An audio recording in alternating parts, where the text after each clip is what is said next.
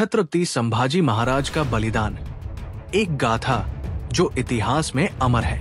महाराष्ट्र के विस्तृत मैदानों और सह्याद्री की पहाड़ियों के बीच, जहां मराठा साम्राज्य की गूंज गूंजती थी, वहां एक योद्धा ने अपने बलिदान से इतिहास में अमरता प्राप्त की।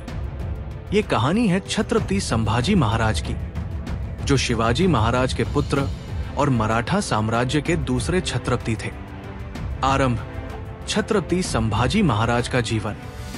संभाजी महाराज का जन्म 14 मई 1657 को हुआ। उनके जन्म के साथ ही ये भविष्यवाणी की गई थी कि ये बालक असाधारण होगा। अपने बचपन से ही वे कुशल योद्धा, ज्ञानी और नेतृत्व के गुणों से संपन्न थे।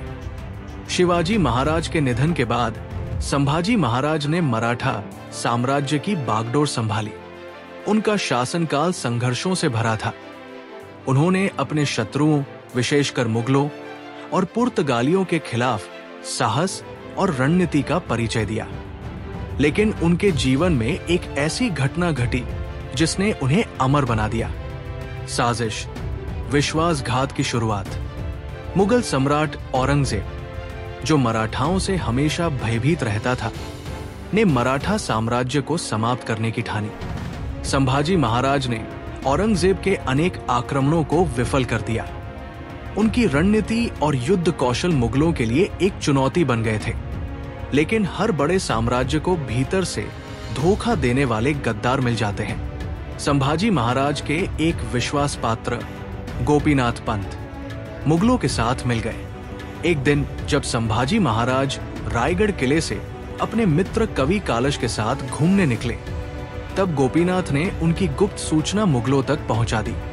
कैद और यातना। औरंगजेब ने अपनी सेना भेजकर संभाजी महाराज और उनके साथी को पकड़ा। यह घटना 1689 की है। संभाजी महाराज को औरंगजेब के दरबार में लाया गया। वहां उनके सामने एक प्रस्ताव रखा गया, यदि तुम इस्लाम कबूल कर लो तो तुम्हें रिहा कर दिया जाएगा।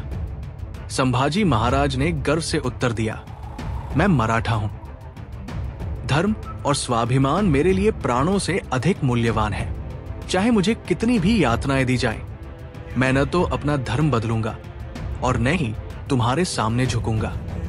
औरंगजेब ने इस उत्तर से क्रोधित होकर उन्हें भयंकर यातनाएं देने का आदेश दिया।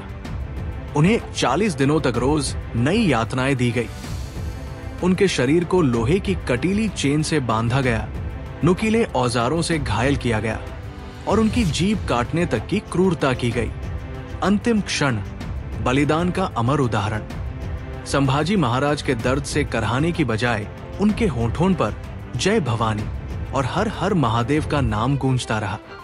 औरंगजेब ने अंततः उनका वध करने का आदेश दिया। 11 मार्च 1689 को संभाजी महाराज को पुणे के पास तुआपुर में मृत्युदंड दिया गया। उनके बलिदान के बाद मराठा साम्राज्य में गुस्से और प्रतिशोध की लहर दौड़ गई। संभाजी महाराज का बलिदान मराठाओं के लिए प्रेरणा बन गया और उन्होंने औरंगजेब के खिलाफ अपनी लड़ाई को और तेज कर दिया। शाश्वत गाथा।